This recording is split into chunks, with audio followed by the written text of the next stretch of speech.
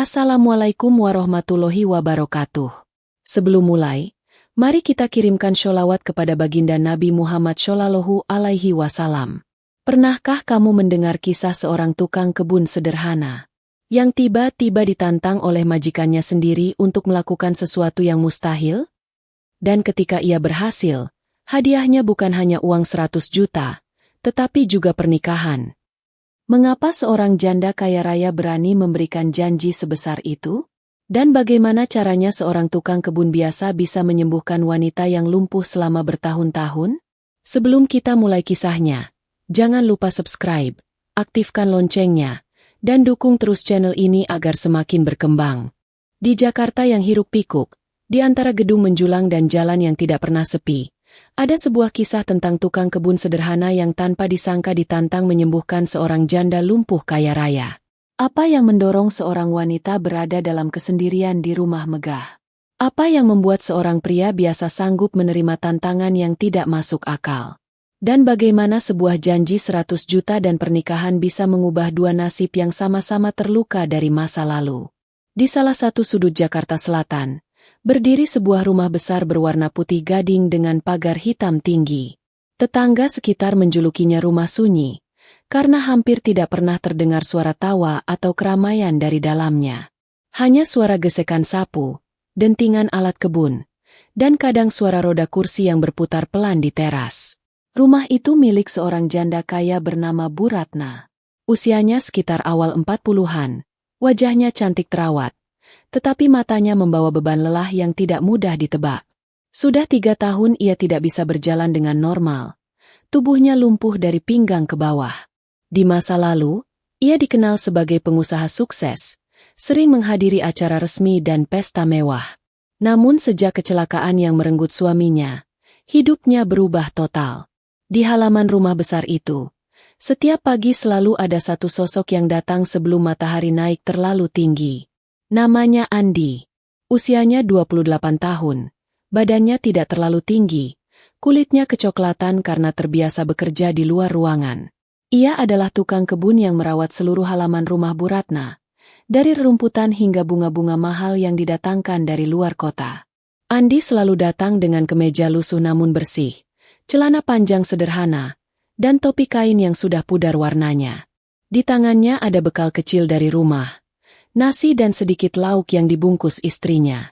Walau hidup pas-pasan, Andi tidak pernah mengeluh. Baginya, selama masih ada pekerjaan, hidup harus terus disyukuri. Pagi itu, udara Jakarta terasa lebih sejuk dari biasanya. Embun masih menempel di daun-daun, dan sinar matahari menembus sela pepohonan di halaman rumah Bu Ratna. Andi mengangkat selang, menyiram rumput yang mulai menguning, lalu memeriksa satu persatu pot bunga yang berjajar di sepanjang jalan setapak menuju pintu utama. Saat sedang jongkok memangkas ranting kecil, samar-samar ia mendengar suara bisik-bisik dari luar pagar. Dua ibu-ibu yang lewat pelan sambil membawa kantong belanjaan berdiri sejenak, memperhatikan ke arah rumah. "Ih, rumahnya besar sekali, tapi kok sepi begini terus ya?" ucap salah satu dari mereka. "Iya, sejak suaminya meninggal dan beliau lumpuh, hidupnya tertutup sekali. Katanya sih dia punya banyak perusahaan, tapi milih tinggal sendirian di rumah ini," jawab yang satu lagi. "Sendirian bagaimana? Ada tukang kebunnya tuh. Setiap hari kelihatan." Andi pura-pura tidak mendengar, meski sebenarnya telinganya menangkap jelas setiap kata. Ia sudah terbiasa dengan omongan orang. Bukan hanya tentang Bu Ratna, tapi juga tentang dirinya, lelaki yang setiap hari keluar masuk rumah besar itu. Padahal tugasnya hanya satu, merawat kebun. Tidak lebih.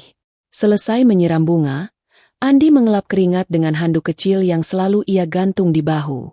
Ia melirik ke arah balkon lantai 2. Biasanya, tirai di jendela kamar Bu Ratna selalu tertutup rapat. Namun hari itu, tirai itu terbuka sedikit. Dari celah kain, ada sepasang mata yang memandang ke arah halaman. Pandangan itu bukan pandangan biasa. Ada sesuatu di sana, campuran antara sepi, rindu, dan ketakutan yang menahun. Andi menunduk sopan ke arah balkon, meski tidak yakin Bu Ratna benar-benar melihatnya. "Selamat pagi, Bu," ucapnya pelan, Lebih seperti kebiasaan daripada percakapan. Yang menjawab bukan suara, melainkan gerakan kecil pada tirai yang bergeser sedikit, seolah pemiliknya kaget karena ketahuan sedang memperhatikan. Andi tersenyum tipis lalu kembali bekerja.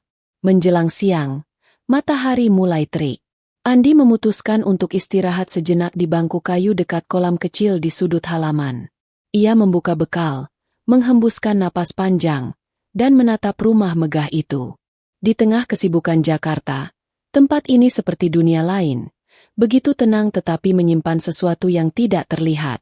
Tiba-tiba, suara pintu geser terdengar dari arah teras.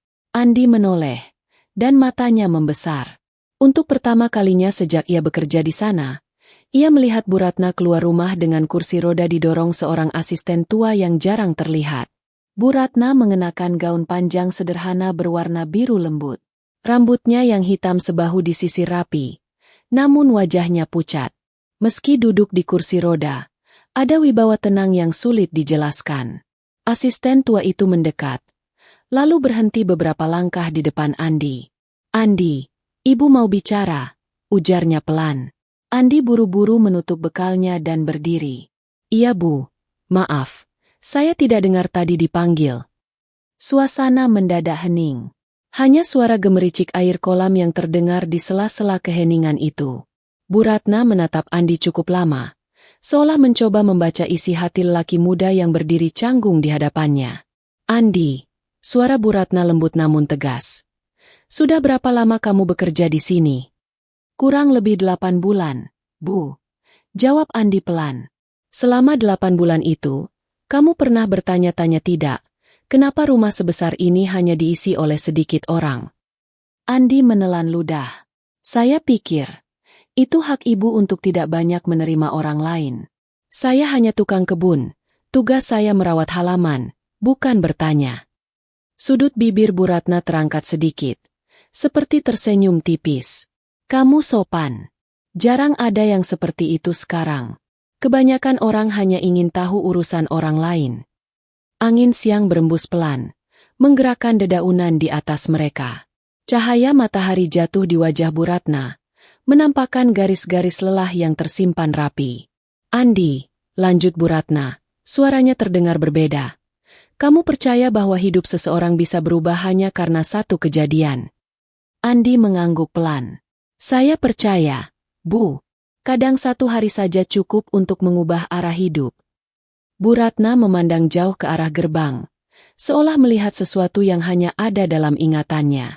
"Aku kehilangan suamiku dalam 1 hari. Sejak itu, kaki ini menolak berjalan. Dokter bilang ini bukan sekadar sakit fisik, tapi juga luka di dalam diri yang tidak mau sembuh." Andi menunduk hormat, tidak berani menatap terlalu lama. "Maaf Bu, saya turut berduka." "Sudah 3 tahun aku seperti ini," lanjut Bu Ratna lirih. "Dan dalam 3 tahun itu, banyak orang datang mengaku bisa menyembuhkan. Ada yang mengaku ahli pijat, ahli energi, tabib, terapis. Semuanya pergi dengan hasil yang sama. Kegagalan." Andi mulai merasakan sesuatu yang berat di udara, seperti ada kalimat yang sedang disiapkan Bu Ratna, menunggu waktu untuk keluar. "Lalu kenapa Ibu mempekerjakan saya?" tanya Andi pelan, mencoba memahami. Padahal pekerjaan tukang kebun bisa digantikan siapa saja. Bu Ratna menatap lurus ke mata Andi. Tatapannya kali ini lebih dalam, penuh keyakinan yang aneh. "Karena sejak pertama kali kamu masuk halaman ini, aku merasakan sesuatu yang beda. Cara kamu menyentuh tanah, cara kamu memperlakukan tanaman. Kamu memperlakukan yang kecil dan rapuh seolah mereka punya nyawa." Andi terdiam. Ia tidak pernah berpikir sejauh itu tentang pekerjaannya. Baginya, merawat tanaman adalah kebiasaan yang ia sukai sejak kecil. Diajarkan ayahnya di kampung. "Kamu mungkin tidak sadar," sambung Bu Ratna, "tapi setiap kali kamu lewat dekat jendela kamar, langkahmu menenangkan. Suaramu ketika mengucap salam di pagi hari membuat rumah ini terasa sedikit lebih hidup." Ada jeda panjang. Andi bisa merasakan jantungnya berdegup lebih cepat, seolah tubuhnya tahu akan mendengar sesuatu yang mengubah banyak hal. "Andi," suara Bu Ratna kini sangat pelan, namun jelas. Aku ingin meminta sesuatu. Bukan sebagai majikan kepada pekerja, tapi sebagai seorang manusia yang lelah kepada manusia lain yang masih punya harapan. Andi mengangkat wajah, menatap dengan penuh perhatian. Permintaan apa, Bu? Bu Ratna menarik napas panjang, seolah mengumpulkan keberanian yang bertahun-tahun hilang. Mata yang tadinya tenang kini memancarkan sesuatu yang sulit dijelaskan. Campuran antara putus asa dan tekad. Aku ingin kamu mencoba membantu menyembuhkan aku. Kalimat itu jatuh pelan di antara mereka. Namun bunyinya seperti petir yang menggelegar di dalam hati Andi. Ia tidak langsung menjawab. Di dalam benaknya, pertanyaan demi pertanyaan bermunculan. Sementara itu, di balik ketenangannya, Bu Ratna menyimpan satu hal lagi yang belum ia ucapkan. Sebuah janji yang akan mengikat takdir mereka berdua. Dan akan mengubah kisah tukang kebun dan janda lumpuh ini menjadi sesuatu yang tidak pernah dibayangkan siapapun. Bab 1 berakhir di situ, di tengah halaman yang tenang, di bawah langit Jakarta yang mulai memanas, saat sebuah permintaan yang tidak biasa baru saja diucapkan, dan jawaban Andi masih tertahan di ujung bibirnya. Siang mulai bergeser menuju sore. Cahaya matahari merambat pelan di halaman rumah besar itu. Namun suasana di antara Andi dan Bu Ratna justru semakin tegang. Kata-kata yang baru saja diucapkan Bu Ratna terasa menggantung lama di udara. Tidak langsung jatuh ke tempat yang bisa dipahami. Andi memegang kedua tangannya. Meremas jemari sendiri untuk menenangkan rasa gugup yang tiba-tiba muncul. Bu, saya tidak tahu apa maksud Ibu. Saya ini cuma tukang kebun. Saya tidak mengerti pijat, tidak mengerti pengobatan. Apalagi hal-hal yang berkaitan dengan penyembuhan. Bu Ratna menatapnya, tidak berkedip. Saya tahu kamu bukan tabib, bukan terapis. Tapi saya juga sudah mencoba semuanya. Tidak ada yang berhasil. Asisten tua yang mendorong kursi rodanya menunduk, seolah sudah sering mendengar pembicaraan itu namun tetap tidak ikut campur. Andi, lanjut Bu Ratna dengan suara pelan. Yang saya butuhkan bukan orang yang ahli. Yang saya butuhkan adalah seseorang yang tulus. Seseorang yang menyentuh tanpa niat buruk. Seseorang yang bisa membuat hati saya percaya bahwa saya masih punya harapan. Andi menelan ludah. Tapi Bu, saya takut melakukan kesalahan. Saya takut malah membuat kondisi Ibu makin parah. Tidak, jawab Bu Ratna cepat. Kondisi saya tidak akan lebih parah dari ini. Yang terparah sudah saya jalani 3 tahun lalu. Keheningan kembali mengisi ruang kecil di halaman itu. Burung-burung yang biasa bertengger di dahan pun seolah ikut menahan suara. Setelah beberapa saat, Bu Ratna mengambil napas panjang, lalu berkata dengan nada yang benar-benar berbeda. Andi, kalau kamu bisa membuat aku berdiri lagi, saya berjanji akan memberikan kamu 100 juta. Andi langsung mengangkat wajah, terkejut bukan main. 100 juta, Bu. Itu terlalu banyak. Bu Ratna tidak berhenti di situ. Tatapannya semakin dalam, lebih berat, lebih serius. Dan bukan hanya itu. Jika kamu bisa membuat aku berjalan, aku akan menikah denganmu. Kali ini dunia seolah berhenti berputar bagi Andi. Ia bahkan tidak yakin apakah ia mendengar dengan benar. Bu, apa yang Ibu katakan barusan? Saya serius. Nada Bu Ratna tidak sedikit pun bergetar. Ia benar-benar yakin dengan kalimat yang baru saja keluar dari mulutnya. Kenapa? Kenapa Ibu sampai membuat janji seperti itu? Tanya Andi pelan. Bu Ratna memandang langit sebentar sebelum menjawab. Karena sudah terlalu lama saya hidup sendirian. Rumah ini besar, tapi hati saya kosong. Saat kamu datang, saya mulai merasakan sesuatu yang tidak pernah saya rasakan lagi sejak suami saya meninggal. Andi hanya bisa berdiri membatu. Tidak tahu harus mengatakan apa. Kamu membuat saya merasa aman, lanjut Bu Ratna lirih. Dan entah kenapa, saat melihatmu, saya merasa, mungkin tubuh ini masih bisa berdiri. Mungkin saya bisa berjalan lagi. Asisten tua berdehem pelan, lalu mendorong kursi roda itu sedikit lebih dekat ke Andi. Andi, katanya lembut, Ibu sudah lama sekali berjuang. Tapi belakangan ini, hanya kalau kamu ada, Ibu terlihat lebih kuat. Mungkin ini bukan soal keahlian. Mungkin ini soal hati. Angin sore menyapu pelan rambut Andi. Jantungnya berdebar begitu keras hingga ia bisa merasakan getarannya di dada. Ia menggenggam ujung celananya, menunduk dalam, lalu berkata, "Bu, saya tidak bisa langsung menjawab. Saya tidak meminta jawaban sekarang." Potong Bu Ratna cepat. "Saya hanya ingin kamu mencoba." Andi mengangguk pelan, masih belum mengerti arah dari semua ini. "Kalau saya mencoba, apa yang harus saya lakukan?" "Kamu akan tahu," jawab Bu Ratna. "Pelan-pelan. Mulai besok, datangi saya setelah kamu selesai merawat taman. Kita mulai dari hal kecil dulu." Mata Bu Ratna terlihat berkaca-kaca saat ia menatap Andi. "Kamu mungkin tidak percaya pada dirimu, Andi. Tapi saya percaya. Dan kadang, itu saja sudah cukup untuk menciptakan keajaiban." Ucapan itu masuk ke dalam hati Andi seperti air hangat yang menembus selimut dingin. Untuk sesaat, ia merasakan suatu perasaan aneh, campuran dari kasihan, tanggung jawab, dan rasa hormat. Dan di tengah perasaan itu, sebuah janji besar menanti. 100 juta. Dan pernikahan. Jika ia berhasil melakukan sesuatu yang bahkan dokter tidak mampu lakukan. Saat senja turun, Bu Ratna kembali masuk ke dalam rumah. Langkah kursi rodanya pelan, namun Andi bisa merasakan sesuatu berubah sejak percakapan itu. Ia berdiri lama di halaman, memandang langit yang berwarna jingga. Ia tahu hidupnya tidak akan sama lagi mulai besok.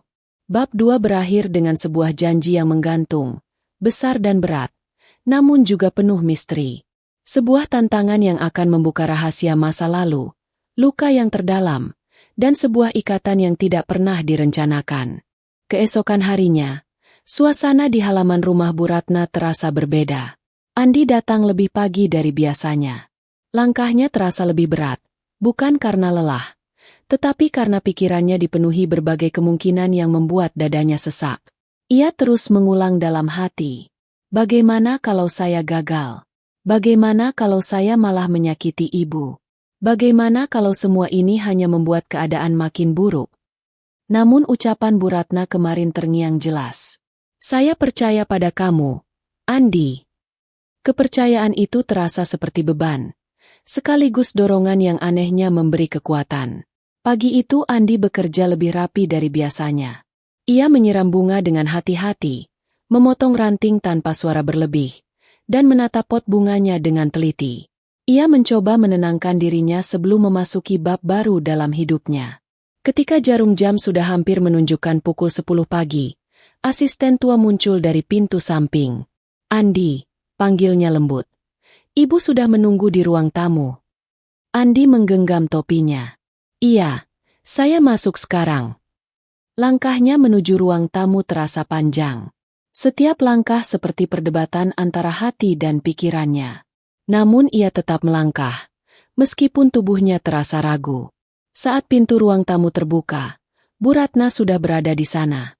Ia duduk di kursi rodanya, mengenakan gaun sederhana berwarna krem. Rambutnya disisir rapi ke belakang. Wajahnya terlihat lebih segar dibanding hari kemarin. "Andi, mari duduk," ucapnya pelan namun tegas. Andi duduk di kursi kecil di hadapannya. Suasana ruangan begitu hening sampai suara detik jam terdengar jelas. "Mulai hari ini," ucap Bu Ratna perlahan, "kamu hanya perlu membantu saya merasakan lagi bagian tubuh saya. Tidak ada teknik khusus. Ikuti saja apa yang saya minta." Andi menunduk hormat. "Saya akan berusaha, Bu." Bu Ratna tersenyum lemah. "Itu saja sudah cukup." Asisten tua mengeluarkan selimut tipis dan meletakkannya di pangkuan Bu Ratna. "Andi," kata asisten itu, "coba letakkan tanganmu di atas lutut ibu. Pelan saja. Jangan takut." Andi menarik napas panjang. Tangannya sedikit bergetar saat ia mengulurkan jari ke lutut Bu Ratna. Sentuhan pertamanya terasa dingin, bukan karena lantai, tetapi karena kulit Bu Ratna memang kehilangan sensasi. Namun saat jari Andi menyentuh lutut itu, Bu Ratna menutup mata. Ada sesuatu yang berubah di wajahnya. "Andi," suaranya bergetar. "Lanjutkan. Jangan lepas." Andi menelan ludah. Tangannya bergerak pelan mengusap lembut sepanjang tulang kering. Ia tidak memijat, hanya menggerakkan tangan dengan tekanan ringan. Suasana ruangan terasa seolah menyusut menjadi lebih kecil, lebih intim. Heningnya bukan hening biasa, tetapi hening yang berisi perasaan yang sulit dijelaskan. Setelah beberapa menit, Bu Ratna membuka mata, menatap lurus ke arah Andi. "Andi," katanya perlahan, "apa yang kamu rasakan?" Saya merasa kaki ibu hangat," jawab Andi jujur. Bu Ratna tersenyum tipis, sebuah senyuman yang ia sembunyikan selama bertahun-tahun. "Itu pertama kalinya seseorang mengatakan hal itu sejak saya lumpuh." Andi terkejut. "Serius, Bu?" Bu Ratna mengangguk. "Dokter bilang suhu kaki saya selalu dingin. Tidak pernah ada perubahan. Saya tidak pernah merasa hangat. Sampai sekarang." Andi menarik tangannya pelan, menyimpannya di pangkuan. "Bu, mungkin karena saya hanya mengusap," ujarnya, berusaha realistis. "Tidak," potong Bu Ratna cepat. "Bukan soal mengusap. Ini soal energi. Soal rasa percaya. Tubuh saya mungkin menolak sembuh selama 3 tahun. Tapi saat kamu menyentuhnya, rasanya seperti tubuh ini mau mendengar." Andi tidak tahu harus menjawab apa. Ia hanya menunduk, menahan degup jantung yang semakin cepat. Ketika suasana mulai mereda, Bu Ratna menghela napas panjang. "Andi, kamu tidak tahu betapa berarti hal ini bagi saya." "Tapi Bu," sahut Andi pelan, "saya tetap merasa saya bukan siapa-siapa. Tidak mungkin saya bisa menyembuhkan ibu hanya dengan sentuhan sederhana." Bu Ratna menatapnya dalam-dalam. Tatapannya begitu lembut namun membawa kekuatan yang tidak biasa. "Andi, kesembuhan bukan hanya datang dari obat. Terkadang, kesembuhan datang dari keberanian seseorang untuk percaya bahwa dirinya layak kembali berdiri." Kalimat itu menembus hati Andi dengan kekuatan yang tak pernah ia rasakan sebelumnya. Kemudian, tanpa diduga, Bu Ratna menambahkan sesuatu yang membuat Andi semakin bingung. "Andi, setiap kali kamu dekat dengan saya, bukan hanya tubuh saya yang merasa berbeda. Hati saya juga berubah." Andi langsung menatap lantai. "Bu, saya ini orang biasa. Saya tidak pantas mendengar kalimat begitu dari ibu." Bu Ratna menggeleng. "Siapa bilang begitu? Luka saya tidak bisa sembuh dengan kekayaan. Luka saya tidak bisa hilang dengan obat. Tapi kamu datang sebagai seseorang yang tidak meminta apa-apa." Andi menggenggam kedua tangannya lebih erat. Ia tidak siap mendengar itu. Lalu Bu Ratna berkata lagi, "Mulai besok, kita lanjutkan. Kita coba naikkan tahapannya pelan-pelan. Jika hari ini kaki saya hangat, mungkin besok bisa bergerak sedikit." Suasana berubah menjadi lebih berat ketika Bu Ratna menambahkan, "Andi, ingat janjiku. 100 juta hanya awalnya. Tapi pernikahan, itu janji yang saya ucapkan karena saya yakin kamu akan mengembalikan hidup saya." Andi mengangkat wajah, menatapnya terkejut sekaligus bingung. "Bu, jangan bicara begitu dulu. Kita fokus sembuhkan ibu dulu. Itu yang utama." Bu Ratna tersenyum kecil. "Kamu benar. Tapi dalam hati saya sudah menaruh harapan pada kamu." Perkataan itu menggema lama di dalam ruangan. Sampai Andi akhirnya berdiri, menunduk hormat, lalu berpamitan keluar. Namun saat langkahnya menjauh, Bu Ratna memperhatikan punggungnya dengan tatapan yang tidak bisa dibaca siapapun. Tatapan yang menyimpan rasa takut, rasa berharap, dan sesuatu yang lebih dalam. Sesuatu yang hanya akan terungkap seiring berjalannya waktu. Bab 3 berakhir di situ. Pada sentuhan pertama yang mengubah segalanya. Hari-hari berikutnya berjalan dengan ritme yang sama, namun dengan beban yang semakin besar di hati Andi. Setiap selesai merawat taman, ia masuk ruang tamu tempat Bu Ratna menunggu. Ia membantu memijat pelan kaki perempuan itu, mengusap betis, atau sekadar menggerakkan sendi-sendinya perlahan. Semua dilakukan berdasarkan arahan Bu Ratna. Yang membuat Andi semakin bingung bukan hanya perubahan fisik Bu Ratna, tetapi perubahan emosinya. Setiap kali ia menyentuh kaki itu, Bu Ratna selalu menutup mata, menarik napas panjang, lalu berkata dengan suara penuh harapan. Saya merasakannya lagi.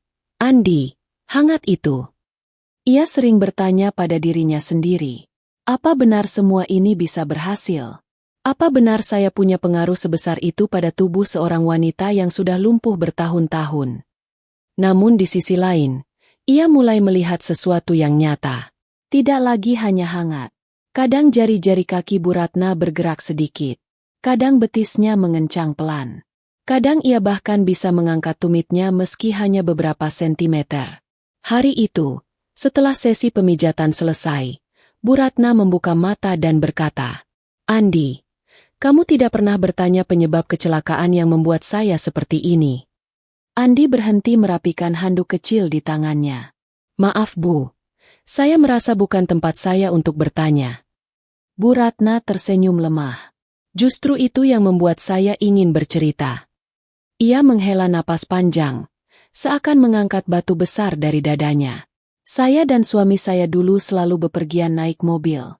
Suatu malam, kami pulang dari acara kantor. Hujan sangat deras. Mobil kami oleng karena rem mendadak. Dan, semuanya terjadi begitu cepat. Tangan Bu Ratna gemetar ketika ia melanjutkan. Mobil terbalik. Suami saya terjepit. Saya mencoba menariknya. Tapi tubuh saya sendiri tidak sanggup. Dalam gelap, saya bisa mendengar napasnya semakin melemah. Ia bilang sesuatu sebelum meninggal. Andi menunduk hormat. Bu, saya ikut prihatin. Bu Ratna menatap jauh ke depan. Matanya berkabut. Dia bilang, jangan salahkan dirimu.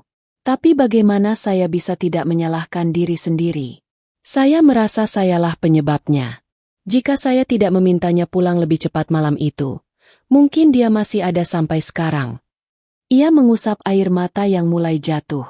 Sejak hari itu, kaki saya berhenti merespons. Padahal tulang saya tidak patah. Saraf saya tidak rusak. Dokter bilang kelumpuhan saya datang dari rasa bersalah yang begitu besar. Sampai tubuh saya sendiri menolak berjalan. Andi menggenggam kedua tangannya. Bu, itu trauma. Bukan kesalahan ibu. 3 tahun saya berusaha percaya itu, jawab Bu Ratna lirih. Tapi hanya suara dokter dan terapis yang saya dengar. Suara mereka tidak bisa masuk ke hati saya. Mata Bu Ratna lalu beralih pada Andi. Tatapannya sangat pelan namun menusuk. Sampai kamu datang. Andi terhenyak. Saya hanya bekerja, Bu. Tidak. Potong Bu Ratna cepat namun lembut. Kehadiran kamu berbeda. Kamu mengingatkan saya pada seseorang. Andi bingung. Seseorang siapa, Bu? Bu Ratna mengusap pipinya, menahan sisa air mata. Suami saya. Gerak-gerik kamu, cara kamu berbicara, cara kamu menenangkan tanaman itu. Semuanya mengingatkan saya pada dia. Seolah Allah mengirimkan kamu untuk membuka kembali hati saya yang tertutup rapat selama ini. Andi merasa dadanya mengencang. Bu, saya bukan pengganti siapa-siapa. Bu Ratna menggeleng pelan. Saya tidak sedang mencari pengganti. Saya hanya ingin menemukan kembali rasa aman yang hilang. Dan kamu membuat saya merasakan itu.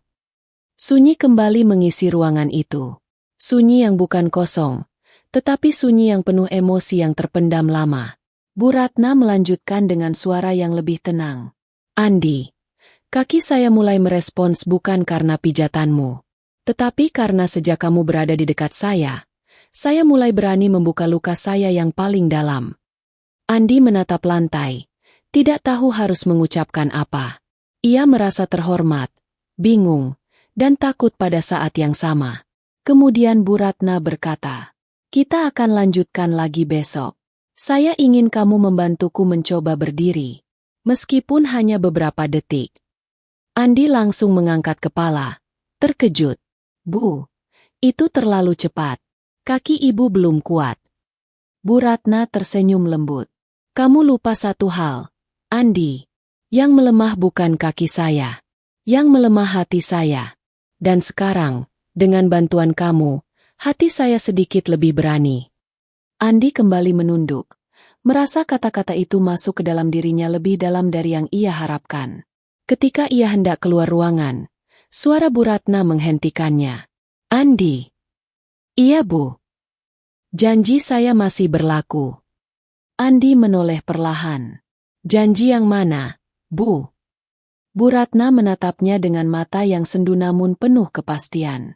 100 juta. Dan pernikahan. Andi hanya bisa terdiam. Ia tidak tahu apakah semua ini akan mengarah pada keajaiban, atau justru membawa mereka ke arah yang lebih rumit. Pagi itu Jakarta diselimuti cahaya lembut. Matahari belum sepenuhnya tinggi, namun halaman rumah besar itu sudah terasa hangat. Andi berjalan masuk dengan langkah yang berbeda dari biasanya. Ada sesuatu yang menekan dadanya, sesuatu antara harapan dan ketakutan yang sulit dijelaskan. Ia tahu hari ini bukan hari biasa. Hari ini, Bu Ratna ingin mencoba berdiri. Meski hanya beberapa detik, bayangan itu cukup membuat hati Andi berdegup cepat. Bagaimana kalau gagal? Bagaimana kalau ibu jatuh? Bagaimana kalau semua progres ini ternyata hanya sugesti? Pertanyaan-pertanyaan itu terus berputar. Namun ia tetap melangkah. Karena di balik rasa takut itu, ada satu hal yang jauh lebih besar, tanggung jawab. Setelah menyelesaikan pekerjaan di taman, Andi masuk ke dalam rumah. Asisten tua sudah menunggu di pintu ruang tamu. "Andi, ibu sudah siap," katanya pelan. Andi mengangguk. Langkahnya terasa seperti sedang melangkah menuju sesuatu yang tidak pernah ia bayangkan akan ia alami dalam hidupnya. Bu Ratna duduk di kursi roda, mengenakan gaun sederhana berwarna putih. Wajahnya terlihat bersih, segar, namun jelas gugup. Saat Andi masuk, Bu Ratna tersenyum kecil. "Andi, kamu datang." "Iya, Bu. Saya sudah siap kalau ibu sudah siap." Bu Ratna menatap kakinya sejenak. "Kita mulai setelah saya tarik napas dulu." Ia menggenggam kedua sisi kursi roda dan menarik napas panjang, seolah mengumpulkan keberanian yang tersebar selama 3 tahun terakhir. "Andi," katanya perlahan, "kamu berdiri di depanku. Jika aku goyah, kamu yang menopang."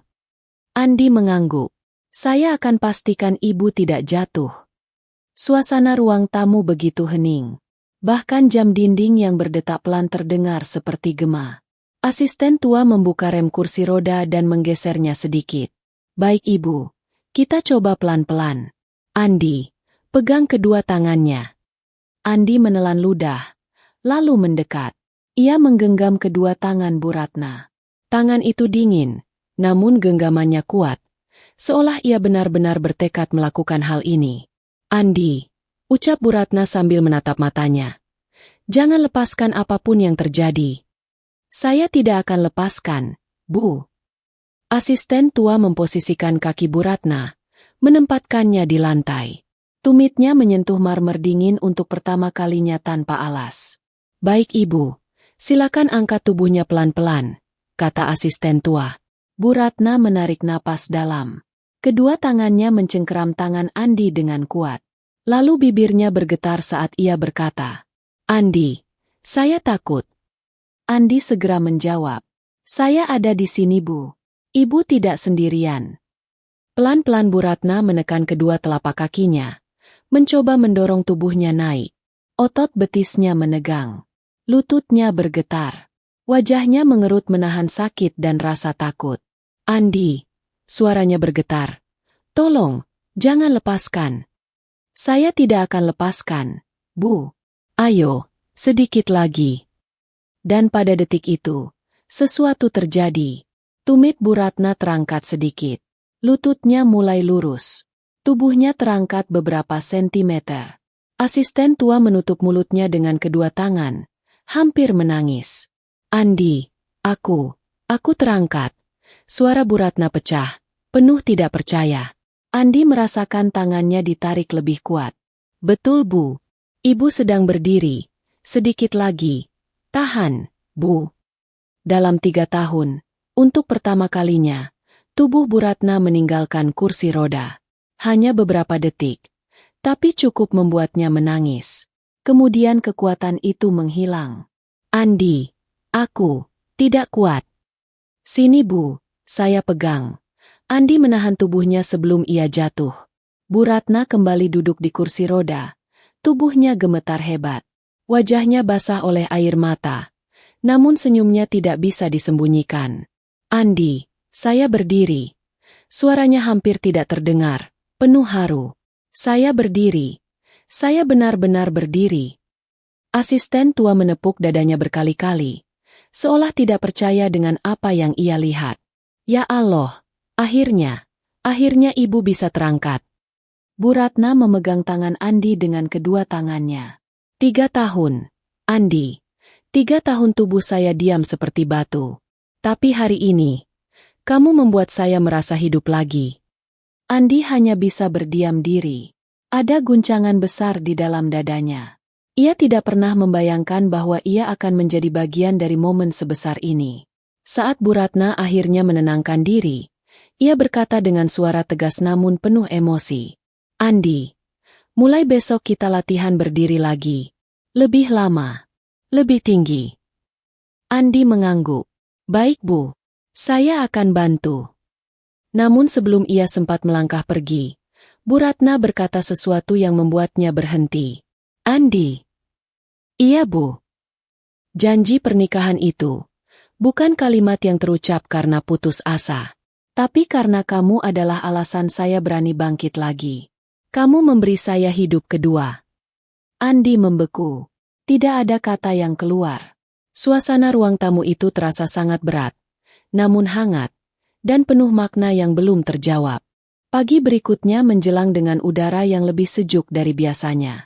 Angin membawa aroma tanah basah yang baru disiram hujan semalam. Andi berjalan menuju rumah Bu Ratna sambil menahan rasa gugup yang semakin menguat. Hari ini, Bu Ratna ingin mencoba bukan hanya berdiri, tetapi melangkah. Setiap langkah Andi menuju pintu depan terasa seperti langkah menuju sesuatu yang jauh lebih besar daripada dirinya sendiri. Ia merasakan tekanan di dadanya, seperti ada dua kekuatan saling tarik-menarik, keinginan membantu, dan rasa takut membuat semuanya gagal. Setelah menyelesaikan pekerjaan di taman, Andi mengelap keringat dari keningnya. Asisten tua muncul di pintu dengan wajah yang tampak lebih cerah dari biasanya.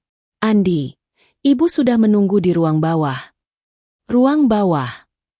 Biasanya semua latihan dilakukan di ruang tamu. Ada apa hari ini? Namun Andi tidak bertanya. Ia mengikuti asisten tua menyusuri koridor panjang yang hening, hingga tiba di sebuah ruangan dekat taman belakang. Ruangan itu lebih luas. Lantainya terbuat dari kayu licin yang halus, dengan jendela besar yang menghadap ke kebun bunga. Di tengah ruangan, Bu Ratna sudah menunggu dengan kursi rodanya. Ia mengenakan gaun latihan berwarna hijau muda. Rambutnya diikat rapi. Wajahnya tampak tegang bercampur semangat yang menyalakan sesuatu di kedua matanya. Selamat pagi, Andi. Ucapnya pelan namun penuh senyum. Selamat pagi, Bu. Bu Ratna kemudian berkata, di ruangan ini, aku ingin mencoba sesuatu yang selama 3 tahun hanya bisa aku bayangkan. Andi meneguk ludah. Berjalan, Bu. Ya, jawab Bu Ratna. 1 langkah saja pun sudah cukup untuk membuktikan bahwa aku masih punya masa depan. Andi mendekat. Baik Bu, saya siap membantu. Asisten tua menyiapkan pegangan kecil dari kayu yang dipasang di salah satu sisi ruangan. Ibu bisa memegang ini untuk menjaga keseimbangan. Bu Ratna menarik napas panjang. Terlihat jelas betapa ia sudah mempersiapkan diri untuk momen besar ini.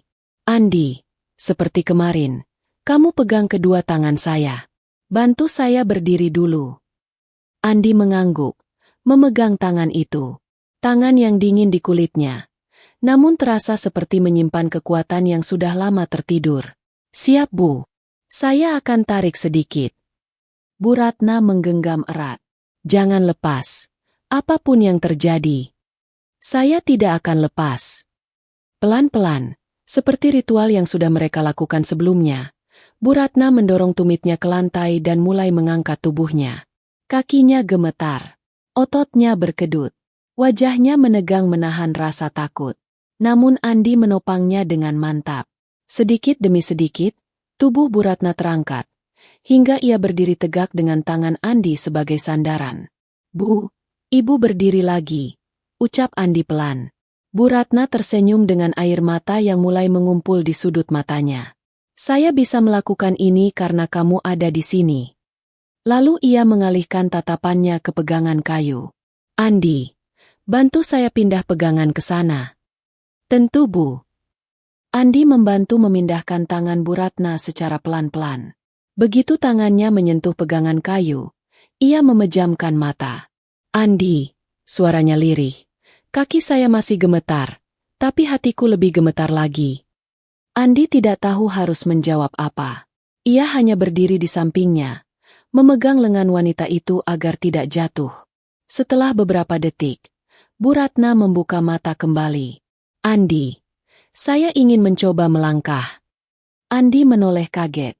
"Bu, apa tidak terlalu cepat?"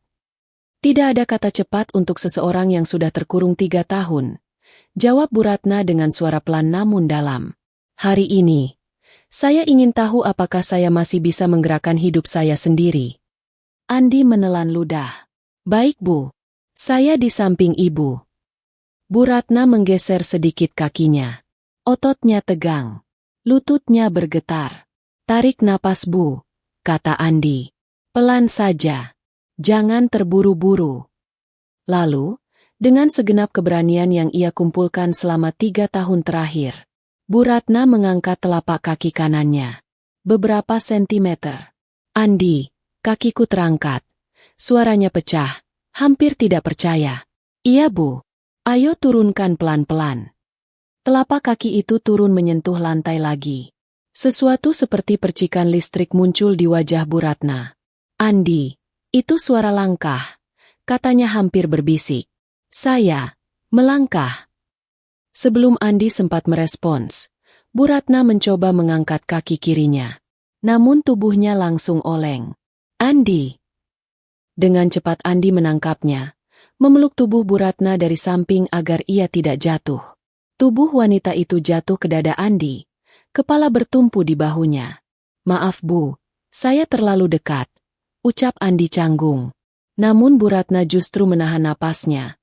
Tubuhnya berada sangat dekat dengan Andi. Tangannya mencengkeram lengan Andi kuat-kuat. "Andi!" Suaranya sangat pelan, hampir seperti bisikan yang keluar dari hati. "Sudah 3 tahun tidak ada yang memeluk saya agar saya tidak jatuh." Andi terpaku. Hanya suara jantung mereka yang terdengar di ruangan itu.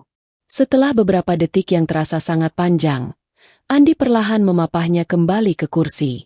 Bu Ratna duduk dengan tubuh masih gemetar. Namun ada cahaya lain di matanya. Cahaya yang tidak pernah Andi lihat sebelumnya. Cahaya harapan yang hidup. "Andi," katanya dengan napas terputus-putus.